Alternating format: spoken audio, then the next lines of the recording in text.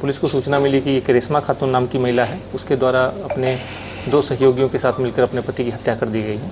देश भर में सोनम कांड की चर्चा की गूंज अभी थमी ही नहीं थी कि बिहार में भी एक पत्नी ने प्यार में रोड़ा बन रहे पति की प्रेमी संग मिलकर हत्या की खौफनाक साजिश रच डाली। दरअसल बिहार के रोहतास में 3 बच्चों की मां ने अपने पति को रास्ते से हटाने के लिए प्रेमी संग मिलकर खौफनाक साजिश रची और साजिश के तहत अपने प्रेमी संग मिलकर पति की गला दबाकर हत्या कर दी। घटना डेहरी इलाके के ईदगाह मोहल्ले की है। आप तस्वीरों में देख सकते हैं, घटनास्थल पर अफरा तफरी का माहौल है।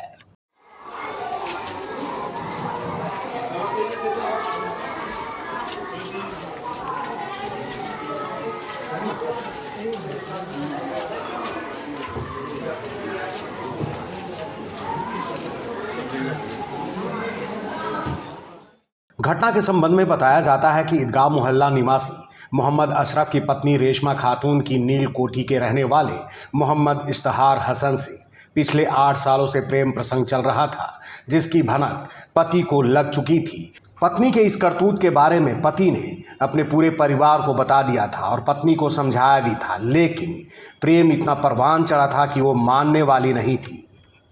आप पुलिस पदाधिकारी से सुन सकते हैं कैसे इस घटना को अंजाम दिया गया, किस तरीके से पत्नी ने साजिश रची अपने प्रेमी के साथ। में एक कांड प्रतिवेदित हुआ है 282-25। इसमें मामला है कि कल रात्रि को 2 बजे के आसपास पुलिस को सूचना मिली कि एक रेशमा खातून नाम की महिला है, उसके द्वारा अपने 2 सहयोगियों के साथ मिलकर अपने पति की हत्या कर दी गई है। पुलिस तुरंत वहाँ पहुँची। डायल 112 की टीम और जो पेट्रोलिंग टीम थी उसके पहुंचने के तुरंत बाद ही उन्होंने देखा कि 2 लोग उस घर से कूदकर भागने की कोशिश कर रहे हैं, जिनके द्वारा उन दोनों को पकड़ा गया, जो परिवार के लोग थे उनके सहयोग से। उसके पकड़े जाने पर पूरा मामला निकलकर सामने आया कि इस पूरे घटना में मोहम्मद अशरफ की हत्या की गई। मोहम्मद अशरफ की हत्या उसकी पत्नी रेशमा खातून ने अपने सहयोगी मोहम्मद इश्तिहार हसन और मोहम्मद जमशेद के साथ मिलकर एक बहुत ही क्रूर तरीके से एक साजिश के तहत ये हत्या की गई। इसमें पूरा मामला यह है कि जो रेशमा खातून है उसका प्रेम प्रसंग पिछले 8-9 साल से मोहम्मद इश्तिहार हसन, जो नील कोठी का रहने वाला था, उसके साथ चल रहा था। इस प्रेम प्रसंग की वजह से जो विवाद हुआ, उसकी वजह से इश्तिहार हसन की अपने परिवार के साथ यहाँ से कोलकाता शिफ्ट हो गया और वहाँ पर काम कर रहा था, लेकिन फिर भी वह लगातार रेशमा खातून के संपर्क में था।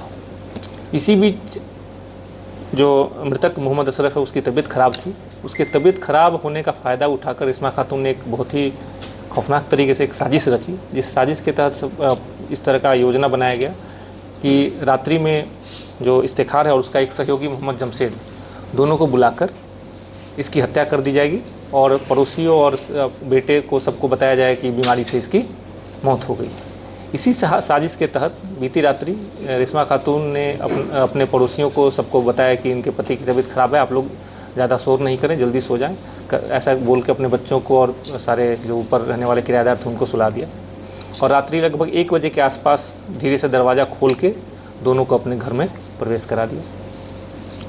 उसके बाद जो रेशमा खातून का कमरा है, उसके और उसके बच्चे जो जिस कमरे में सोते हैं उसके बीच एक ग्रिल है।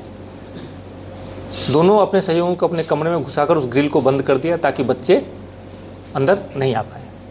जब इन तीनों के द्वारा मिलकर जो मोहम्मद अशरफ उसकी हत्या करने की कोशिश की जाने लगी तो अशरफ चिल्लाए। अशरफ के चिल्लाने की बात सुनकर उनके दोनों बेटे निकल कर आए। उनके द्वारा दरवाज़ा पीटने पर इसने बोला कि आप तुम्हारे पिता की तबीयत ख़राब है, हम उसका मालिश कर रहे हैं, इसलिए वो चिल्ला रहे हैं।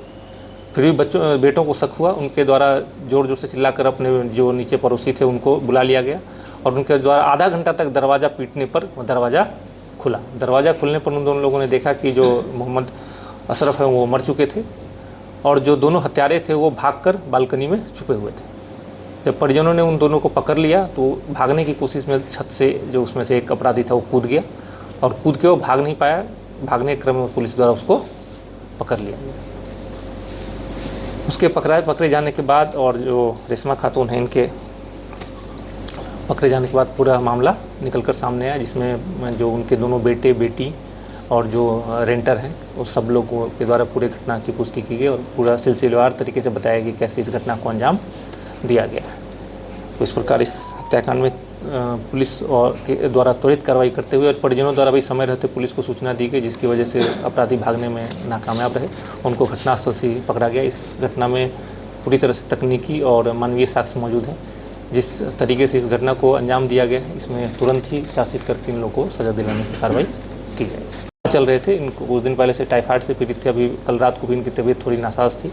इसका फ़ायदा उठाकर इसका प्लानिंग था कि गला दबाकर हत्या कर देनी है और परिजनों को और सबको यह अफवाह फैलानी है कि ये बीमार थे, बीमारी से इनकी मृत्यु हो गई। तो सुना आपने, रोहतास के एसपी रोशन कुमार ने बताया कि रेशमा का प्रेमी, जो वर्तमान में कोलकाता में रह रहा था, अपने एक दोस्त जमशेद को लेकर 22 जून की रात्रि में डेहरी आया और स्टेशन पर ही रुक गया। 22 जून को रात्रि करीब 1 बजे रेशमा खातून का पति मोहम्मद अशरफ और उसके परिजन खाना खाकर घर में सो गए तो मौके का फ़ायदा उठाकर रेशमा खातून ने अपने प्रेमी इश्तिहार हसन व उसके दोस्त जमशेद को घर पर बुला लिया और घर के कमरे में सो रहे पति की गला दबाकर हत्या कर दी गई। बताया जा रहा है कि बगल के कमरे में मृतक का पुत्र शोर सुनकर जग गया और घटना की सूचना उसने थाने को दी। इसी दौरान दोनों आरोपी भागने लगे और एक भागने के दौरान छत से कूद पड़ा, पर आखिरकार लोगों ने किसी तरह पकड़ लिया। देश और दुनिया की तमाम बड़ी खबरों के लिए देखते रहिए हैट्स अप न्यूज़।